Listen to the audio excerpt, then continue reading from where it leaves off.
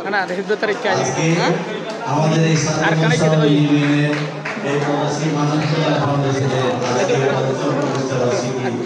এই সুন্দর অনুষ্ঠানে সম্মানিত সভাপতি উপস্থিত রয়েছেন।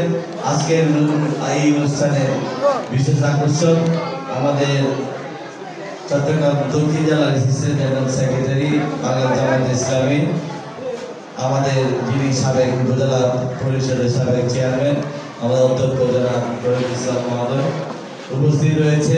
বিশেষ অতিথি হিসেবে আমাদের মাঝখানে চট্টগ্রাম বোর্ডের এডিপি সম্রাট ওসমান উপস্থিত রয়েছে। এলাকার ইউনিটি সন্তান মোহাম্মদ শফিক সাহেব উপস্থিত রয়েছে। এই সরল ইউনিয়নের জামায়াত ইসলামের সম্মানিত সভাপতি সেক্রেটারি মহোদয় উপস্থিত রয়েছে।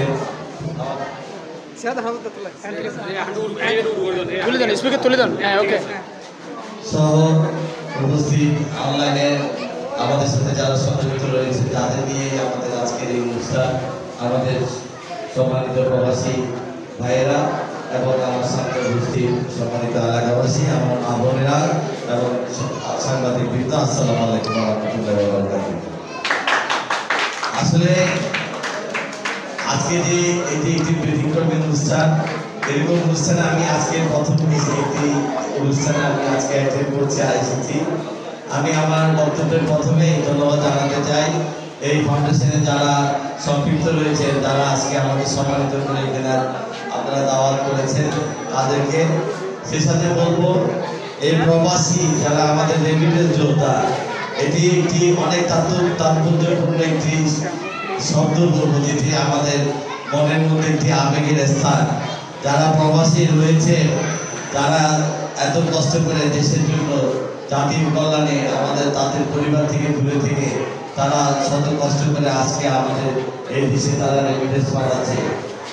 আমার পূর্বের কথা আমার শ্রদ্ধেয় সাহেব বলেছে, যেখানে বর্তমানে যে অর্থনৈতিক অবস্থা আছে, আগস্টের পরে যে আমাদের নতুন গণঅভ্যুত্থানের পরে যে অবস্থা, অর্থনৈতিক অবস্থা, এর মধ্যে আমাদের এই রেমিটেন্স যোদ্ধারাই একটি তাৎপর্যপূর্ণ এবং একটি ইম্পর্টেন্ট ভূমিকা রেখেছে। তারা তাদের যে রেমিটেন্স পাঠাচ্ছে সেটি দিয়ে আমাদের আজকে বর্তমান অন্তর্বর্তীকালীন সরকার দেশ পরিচালনা করছে। তাদের অর্থের মাধ্যমে আমাদের ইকোনমিকে তারা পরিচালনা করছে। আমি বলবো আজকে এই যেটি অনুষ্ঠান এখানে করছি আমরা, এটি শুধু একটি আনুষ্ঠানিকতা নয়, আসলে এই যে প্রবাসীরা যে আমাদের জন্য যে এত কষ্ট এত ত্যাগ করছে তাদেরকে একটা সম্মান দেওয়ার জন্য আজকে আমরা একটা সুযোগ পেয়েছি। আমরা বিভিন্ন রাজনৈতিক দলের নেতৃবৃন্দ একসাথে এসে এর জন্য আজকে আমরা এক জায়গায় বসে তাদের সম্মানার্থে আজকে আমরা এই অনুষ্ঠানে যোগদান করেছি। তো এই প্রবাসী যারা রয়েছেন আমাদের ৭ নম্বর সরল ইউনিয়নের, তাদের জন্য সবসময় অন্তরের অন্তঃস্থল থেকে সবসময় আমাদের মোবারকবাদ থাকবে। তাদের জন্য আমাদের যে ভালোবাসা, যে আবেগের একটি স্থান যে তারা আমাদের জন্য, সেটি সবসময় এটি থাকবে ইনশাআল্লাহ।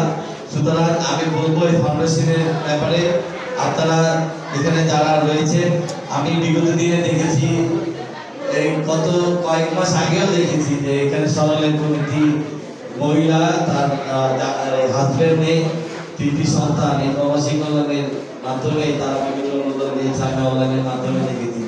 এর আগেও আরো ঠিক অন্য কাউকে অনুদান দিয়েছে আমি দেখেছি। তো এই গরিব অসহায় মানুষের মাঝে যে আপনারা এইভাবে যে আপনাদের ভূমিকা রাখছেন, সেজন্য আপনাদেরকে আবারও ধন্যবাদ জানাই।